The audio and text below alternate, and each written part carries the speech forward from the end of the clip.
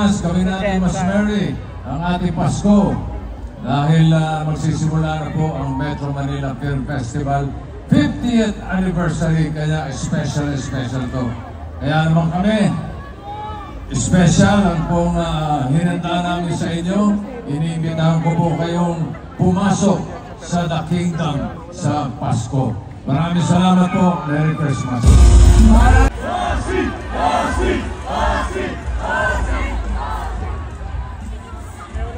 Hi fans!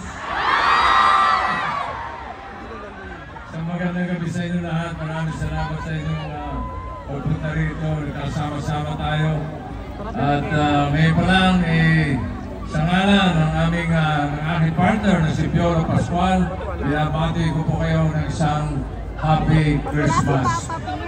Merry Christmas! Maraming salamat, Bossing, Vic Soto, at sa buong cast ng The Kingdom. Manileño at Manileña, handa na ba kayo sa The Kingdom?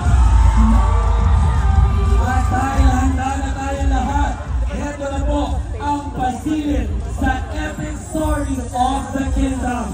Sabay-sabay po natin panoorin ito. In your remaining days as Buddha, what more do you wish to gain?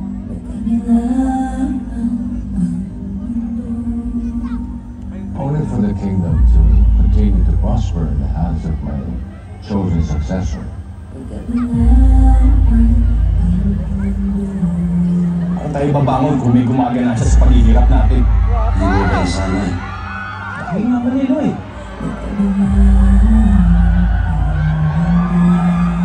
Here in my country, it is one very clear definition. Once liberty, we are bound by our debts. Ano pong tungkulin lang itong naibak ko sa'yo? Wala ko sa puso kong ngayon. Naibagutos na. Walang marka! Tao lang kayong naglikta, hindi mga Diyos. Ang hirap pagpasyahan. Sinaturiin ko yung masasaktan. Ba't yun ka naman? Ingat. Hindi na pagkakamahan ko.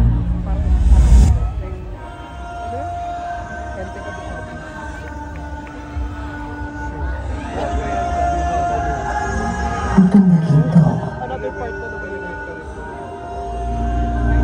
Wanan ko na. Hindi mo kami maluloko! Wala na panibagong mundo. Dadala kang dugo. Dadala kang dugo. Sa inyong tahanan. Eh, bakit ang mundo?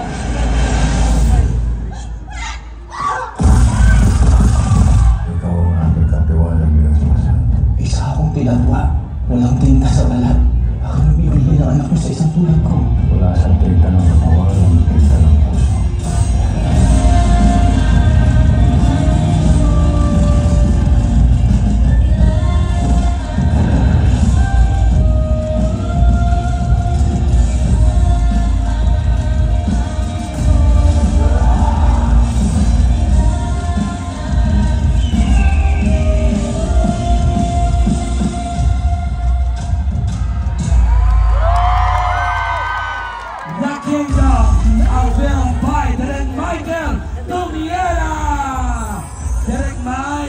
Imbitahan niyo na rin po ang mga Manileño at Manileña. Maraming salamat po sa pagpunta. Merry Christmas po sa inyong lahat. Sana panurin niyo po ang The Kingdom. Sana mahalin niyo po yung pelikula tulad ng pagmamahal namin sa pelikula. Maraming salamat po sa inyo lahat. Pero bago po tayo umalis at bago po tayo tumungo sa likuran, kailangan po nating ma-witness ang isang historic moment bilang Golden Edition ng Metro Manila Film Fest this year. Mawi-witness po natin ang ceremonial unveiling ng commemorative stamp of MMFF 50. Tawagin na po natin, of course, para samahan tayo sina MMFF Chairman Romando Artes, MMFF Executive Committee Attorney Rochelle Macapili Ona, and the Philippine Postal Corporation Postmaster General and CEO Luis Carlos for the unveiling of our commemorative stamp. Bibilang tayo in 5, 4, 2, 1!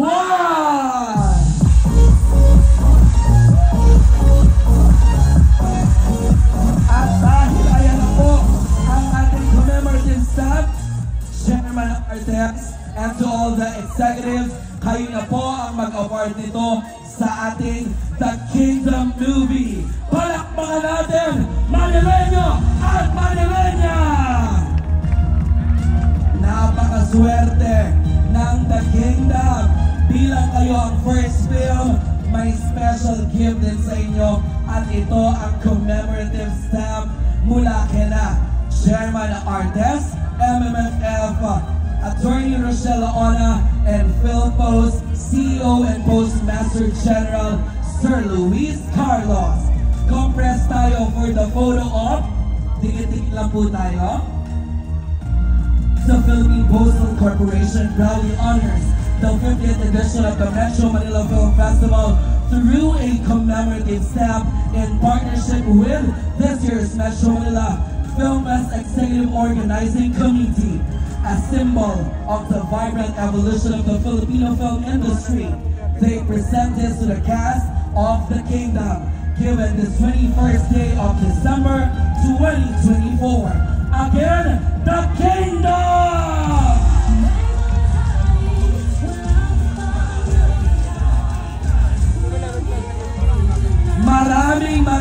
Maraming salamat sa ating mga executives of MMFF.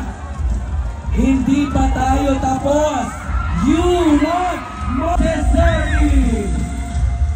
At ang direktor ng The Kingdom, Direk Michael Tomiera.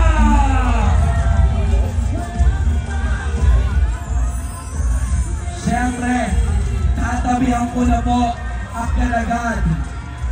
Tanungin na natin, Christine, Sue, Cedric, Direk, Mark, Dylan, Nico, and of course Giovanni, at syempre, Bossing Rick Soto! Sabay-sabay, Bossing! Bossing! Bossing! Bossing! Bossing! Bossing! Bossing! Eto na, Sue, agad-agad, anong gusto mong sabihin? Kamusta ang experience sa float parade?